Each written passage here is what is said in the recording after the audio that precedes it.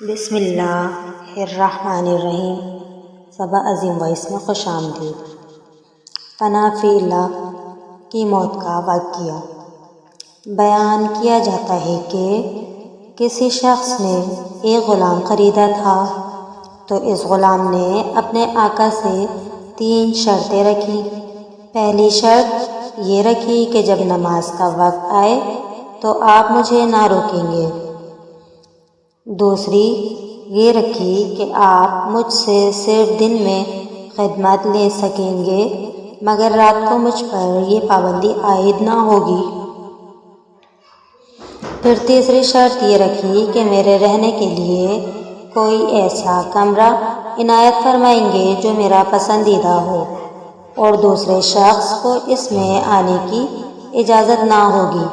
چنانچہ آقا نے غلام کی تینوں شرطیں منظور کر لیں اور غلام کو حکم دیا کہ جاؤ، جا کر محل میں اپنی پسند کا کمرہ دیکھ لو، جس میں ہر کمرہ ایک سے ایک بہتر ساز و سامان کے ساتھ آراستہ تھا۔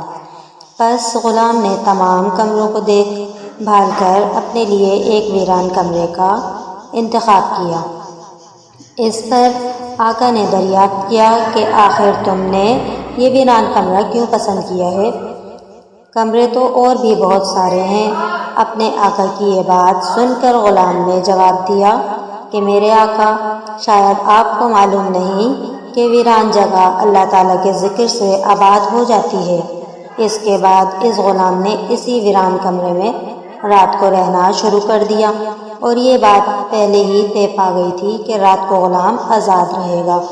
جب غلام کو اپنے پسندیدہ آزاد کمرے میں رہتے ہوئے کچھ عرصہ گزر گیا، تو اس کے آقا نے ایک دن رات کو بزم احباب منعقد کی، اور نصف شب کے بعد جب دوست احباب رخصت ہو گئے تو مالک مکان چہل قدمی کرتا ہوا غلام کے کمرے کی جانب جا نکلا۔ کیا دیکھتا ہے کہ ایک نورانی قندیل نے اوپر سے آ کر کمرے کی خالی چھت کو گھیر رکھا ہے، اور غلام سجدے میں پڑا ہوا اپنے رب سے دعا اور مناجات میں مصروف ہے کہ اے میرے پروردگار، دن کو تو نے میرے آقا کی خدمت میرے ذمہ واجب کر دی۔ اگر یہ خدمت میرے ذمہ نہ ہوتی تو میں رات دن تیری عبادت میں مشغول رہتا، لہٰذا تو میرا عذر قبول فرما لے۔ اس کا مالک تعجب کے ساتھ صبح صادق تک اس عجیب منظر کو دیکھتا رہا۔ چنانچہ صبح ہوتے ہی وہ نورانی قندیل آسمان پر چلی گئی اور چھت بند ہو گئی۔ مالک نے اپنی بیوی سے اس کا تذکرہ کیا، اور دوسرے روز وہ مالک اور اس کی بیوی دونوں اس منظر کو دیکھنے گئے، تو اس شب میں بھی بالکل وہی منظر تھا جو پہلی شب میں مالک دیکھ چکا تھا۔ صبح ان دونوں نے غلام کو بلا کر کہا، تو اللہ کے واسطے آزاد ہے، تاکہ اپنی خواہش کے مطابق رات دن اللہ تعالیٰ کی عبادت میں مشغول رہ سکے۔ جس سے تو معذرت کرتا رہتا ہے۔ اسی کے ساتھ اس کے مالک اور اس کی بیوی نے غلام سے اس کی ان کراماتوں کا ذکر کیا جو رات کو وہ دونوں دیکھ چکے تھے۔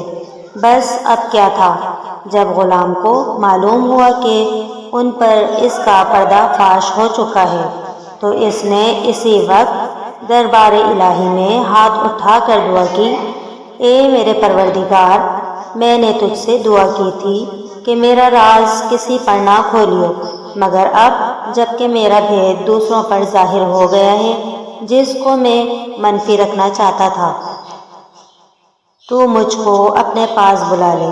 چنانچہ اسی وقت اس کی روح پرواز کر گئی، اور وہ اپنے خالق حقیقی سے جا ملا۔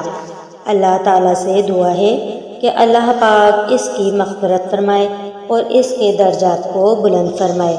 آمین ثم آمین یا رب العالمین۔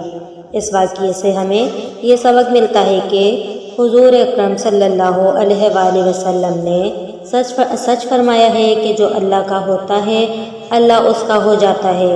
دیکھیے اس عالم فنا فی اللہ کی دعا کس طرح ہاتھوں ہاتھ درجہ قبولیت کو پہنچ گئی، اور اللہ تعالیٰ ہمیں بھی اس واقعے سے سبق حاصل کرنے کی توفیق عطا فرمائے۔ آمین ثم آمین یا رب العالمین۔ السلام علیکم